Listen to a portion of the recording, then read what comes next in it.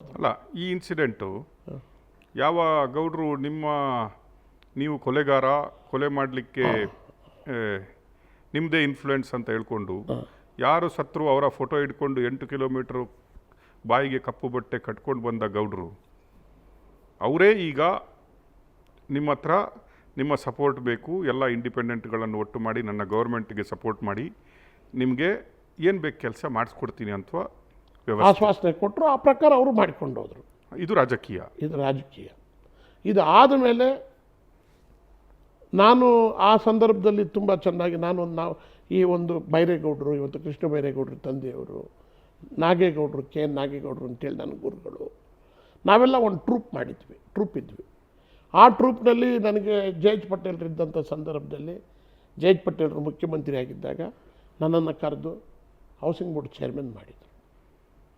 Housing board chairman ಮಾಡಿದ್ದು ಜಯೇಶ್ ಪಟೇಲರು. ನಾಗೇಗೌಡರು, ಬೈರೇಗೌಡರು ಇವತ್ತು ತೀರೋಗಿದ್ದಾರೆ. ಅವರ ಒತ್ತಡದ ಮೇಲೆ ನನ್ನನ್ನು ಹೌಸಿಂಗ್ ಬೋರ್ಡ್ ಚೇರ್ಮನ್ ಮಾಡಿದರು. ಒಂದೂವರೆ ವರ್ಷ ಆದಮೇಲೆ ನನ್ನ ಅಲ್ಲಿಂದ ಕಿತ್ತಾಕಬೇಕು ಅಂತಕ್ಕಂಥ ಒಂದು ದೊಡ್ಡ ಪ್ರಯತ್ನ ಆಯಿತು. ಯಾರಿಂದ? ಈಗ ಅದನ್ನು ಚರ್ಚೆ ಮಾಡೋಕ್ಕೆ ಹೋಗಲ್ಲ ನಾನು. ಇದನ್ನು ನೀವು ಅರ್ಥ ಮಾಡ್ಕೋಬೇಕು ಯಾರಿಂದ ಅಂತ. ನನ್ನನ್ನು ಆ ಪಕ್ಷದ ಇದು ಗೌಡ್ರೆ, ನಾನು ಹೇಳ್ತೇನೆ, ಈ ಎಲ್ಲ ಮನಸ್ಥಿತಿಯಲ್ಲಿ ನೀವು ಈ ಬಂಚ್ ಬೈ ಬಂಚನ್ನು ಶೇಖರಿಸ್ತಾ ಅವರು ನಿಮಗೆ ಮಾಡಿದ ಅನ್ಯಾಯಗಳನ್ನು ಒಟ್ಟು ಮಾಡ್ತಾ ಸಮಯಕ್ಕಾಗಿ ಕಾದ್ರಿ, ಸಮಯ ಬಂದೇ ಬಿಡ್ತು ಅನ್ನುವ ಟೈಮಲ್ಲಿ ಅಲ್ಲಲ್ಲ, ನಾನು ಹೇಳೋದು ನಿಮಗೆ, ದೇವರಾಜೇಗೌಡ ನಿಮಗೆ ಗೊತ್ತಿತ್ತು ರೇವಣ್ಣ ಅವರ ಫ್ಯಾಮಿಲಿಯ ಪರಮ ಶತ್ರು ಅಂತ. ನೀವೇ ಹೇಳಿದ್ರಿ, ನೀವು ನೋಡ್ತಾ ಇದ್ರಿ, ಅವನ ಫೈಟ್ಗಳನ್ನು ನೋಡ್ತಾ ಇದ್ರಿ, ಸೋಷಿಯಲ್ ಮೀಡಿಯಾದಲ್ಲಿ ನೋಡ್ತಾ ಇದ್ರಿ ಅಂತ ಹೇಳಿದ್ರಿ.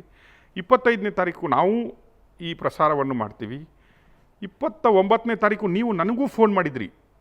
ನಮ್ಮ ಕಾರ್ಯಕ್ರಮ ನೋಡಿದ ಮೇಲೆ ನೀವು ನಮಗೂ ಫೋನ್ ಮಾಡಿದ್ರಿ, ನನಗೂ ಫೋನ್ ಮಾಡಿದ್ರಿ. ನಿಮ್ಮ ನಂಬರು ಹೌದು, ನಿಮ್ಮ ನಂಬರು ನನ್ನ ಹತ್ರ ಇರಲಿಲ್ಲ. ನಾವು ಇವತ್ತು ಫಸ್ಟ್ ಟೈಮ್ ಮೀಟ್ ಮಾಡ್ತಾ ಇದ್ದೀವಿ. ಇವತ್ತೇ ಈಗ ದೇವರಾಜೇಗೌಡನ ಹೆಂಗ್ ಫಸ್ಟ್ ಭೇಟಿ ಮಾಡಿದ್ದು ಅಲ್ಲಲ್ಲ, ನನ್ನ ಜೀವನದಲ್ಲಿ ಈಗ ಮೊದಲ ಸಲ ನಿಮ್ಮನ್ನು ನಾನು ಮೀಟ್ ಮಾಡ್ತಾ ಇದ್ದೀನಿ. ನೀವು ನನಗೆ ಹೇಳಿದ್ರಿ, ಕಂಗ್ರ್ಯಾಚುಲೇಷನ್, ಥ್ಯಾಂಕ್ಸ್, ಈ ದಿನ ಬರುತ್ತೆ ಅಂತ ನಾನು ಎಣಿಸಿರ್ಲಿಲ್ಲ, ಈ ದಿನ ಬಂದೇ ಬಿಡ್ತು.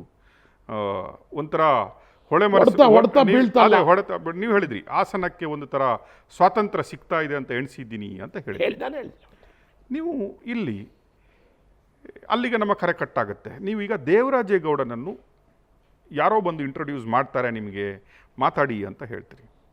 ದೇವರಾಜೇಗೌಡರು ಮೊನ್ನೆ ಅರೆಸ್ಟ್ ಆಗ್ತಾರೆ. ಅವರು ಕೂಡ ಒಂದು ಪ್ರಜ್ವಲ್ ಯಾವ ರೀತಿಯ ಅಪರಾಧವನ್ನು ಮಾಡಿದ್ದಾನೆ, ಸೇಮ್ ಸೆಕ್ಷನ್ನಲ್ಲಿ ಇವತ್ತು ದೇವರಾಜೇಗೌಡನು ಅರೆಸ್ಟ್ ಆಗಿದ್ದಾನೆ. ಹೌದು. ಅವರಲ್ಲಿ ಅರೆಸ್ಟ್ ಆಗುವಾಗ ಎಲ್ಲ ಮೀಡಿಯಾಗಳಲ್ಲಿ ನೀವು ನೋಡಿರ್ಬೋದು, 4 ಸೂಟ್ಕೇಸ್ ಇತ್ತು, 3 ಲ್ಯಾಪ್ಟಾಪ್ ಇತ್ತು, ಅಲ್ಲಲ್ಲ, ಅದನ್ನು ಇಟ್ಕೊಂಡು ಹೋಗ್ತಾ ಇದ್ರು, ಪೊಲೀಸ್ ಅವರು ತಗೊಂಡ್ರು, ಎಲ್ಲ ರಿಕವರ್ ಮಾಡಿದ್ರೆ ವಿರೋಧ ಪಕ್ಷಗಳು ಇದು ಹೇಳ್ತವೆ. ದೇವರಾಜೇಗೌಡರನ್ನ ಅರೆಸ್ಟ್ ಮಾಡಿದ್ದೇ ಅವ್ರ ಹತ್ರ ಇರುವ ಪ್ರೂಫ್ಗಳನ್ನು ತಗೊಳ್ಳಿಕ್ಕೆ ಅಂತ. ಈಗ ನೀವು ನನಗೆ ನೋಡಬೇಕು, ನೀವು 3 ಸೂಟ್ಕೇಸಲ್ಲಿ ಆಗುವಷ್ಟು ಮಾತಾಡಿದ್ದೀರಾ ದೇವರಾಜೇಗೌಡನ ಹತ್ರ, ಅಥವಾ ನೀವು ಎಷ್ಟೊತ್ತು ದೇವರಾಜೇಗೌಡನ ಮಾತಾಡಿದ್ರಿ, ಯಾವ ದಿನ ಮಾತಾಡಿದ್ರಿ, ಯಾಕಾಗಿ ಮಾತಾಡಿದ್ರಿ? ದೇವರಾಜೇಗೌಡನ್ನ ನಾನು ಭೇಟಿ ಮಾಡಿದ್ದು 3-4 1 ಅವರ್ ಮಾತ್ರ ಫಸ್ಟ್ ಟೈಮ್. ಸೆಕೆಂಡ್ ಟೈಮ್ 1.25 ಗಂಟೆ. ಅಂದರೆ 2 ಸಲ ಮೀಟ್ 2 ಸಲ. ಎಲ್ಲಿ ಮೀಟ್ ಮಾಡಿದ್ವಿ? ಫಸ್ಟು ನನಗೆ ನಾನೇ ಫೋನ್ ಮಾಡಿ, ದೇವರಾಜೇಗೌಡ್ರೆ ಚೆನ್ನಾಗಿದ್ದೀನಿ, ನಾನು ಶಿವರಾಮೇಗೌಡ ಅಂತ ನಾನೇ ಪರಿಚಯಿಸ್ಕೊಂಡು ಮಾತಾಡಿದೆ. ಕರ್ಮ ನಮ್ದು ಏನಾಗಿದೆ ಲೆಕ್ಕ ಹಾಕಿ ಅವನ್ನ ಈ ಒಂದು ಅಸಹ್ಯವಾಗಿರ್ತಕ್ಕಂಥ. ಕೆಲವೊಮ್ಮೆ ಏನಾಗುತ್ತೆ ಅಂದರೆ ಶತ್ರುವಿನ ಶತ್ರು ಮಿತ್ರ ಆಗ್ತಾರೆ. ನೀವೆಲ್ಲೋ ಖುಷಿ ಪಟ್ಬಿಟ್ಟು ದೇವೇಗೌಡರ ಫ್ಯಾಮಿಲಿಯನ್ನು ದೇವರೇಗೌಡ ಫ್ಯಾಮಿಲಿಯನ್ನು ಈ ರೀತಿಗೆ ತಂದಿದ್ದಾನೆ ದೇವರಾಜು, ನನಗೂ ಒಂದು ಆತ್ಮಕ್ಕೆ ಶಾಂತಿ ಸಿಕ್ತು, ನನ್ನ ಆತ್ಮಕ್ಕೆ ಅಂತ ಏನಾದರೂ ದೇವರಾಜೇಗೌಡರಿಗೆ ಫೋನ್ ಮಾಡಿದರೆ ಆ ಖುಷಿಯಲ್ಲಿ?